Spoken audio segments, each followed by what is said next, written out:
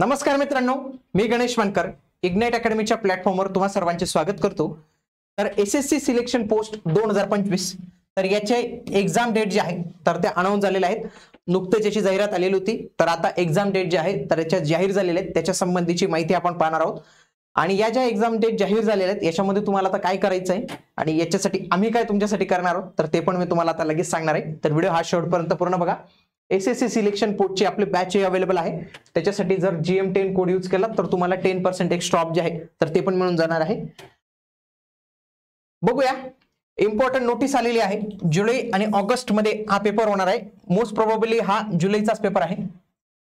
बघा 24, 25, 26, 27 सॉरी 27 नाही, डायरेक्ट 28, 29, 30, 31 आणि 1 ऑगस्ट रोजी हा जो पेपर आहे तर तो होणार आहे। लक्षात घ्या, बघा 24 जुलै, 25 जुलै, 26 जुलै, 28 जुलै, 29 जुलै, 30 जुलै, 31 जुलै, 1 ऑगस्ट या दिवशी हा पेपर जो आहे तर तो होणार आहे। याच्यानुसार तुम्ही लक्षात घ्या, तुमचं हॉल तिकीट लवकरच येणार आहे, तुमचे परीक्षा केंद्र पण तुम्हाला लवकरच माहिती होणार आहे।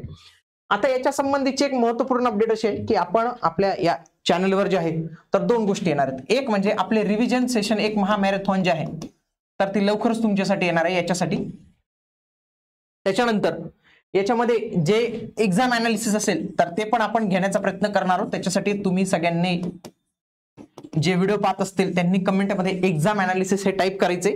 तर त्याच्यानुसारच आपण जर समजा 24 ला परीक्षा झाली तर 24 ला कोणते प्रश्न विचारले गेले, तर ज्याच्या माध्यमातून 25, 26, 28 आणि 29, 30, 31 आणि 1 च्या उमेदवारांना तो फायदा जो आहे तर तो नक्की होणार आहे। या दोन गोष्टींवर आपण काम करणार आहोत।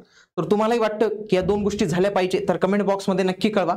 तुम्हाला वाटत असेल की रिव्हिजन लेक्चर्स आपण सुरू केले पाहिजे तर कमेंटमध्ये रिव्हिजन लिहा, आणि एक्झाम अनालिसिस केलं पाहिजे तर कमेंटमध्ये एक्झाम अनालिसिस हे जे आहे टाईप करा। कारण की तुमची जेवढी एंगेजमेंट असते ना त्याच्यानुसारच आपण जे आहे आमच्या स्ट्रॅटेजी आहे तर ते ठरवत असतो, म्हणून प्रत्येकाने हे व्यवस्थित पद्धतीने लक्षात ठेवलं पाहिजे।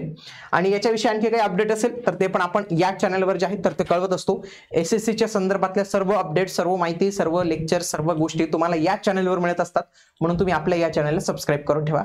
भेटूया आता आपण पुढील व्हिडिओमध्ये, तोपर्यंत जय हिंद, जय महाराष्ट्र, धन्यवाद।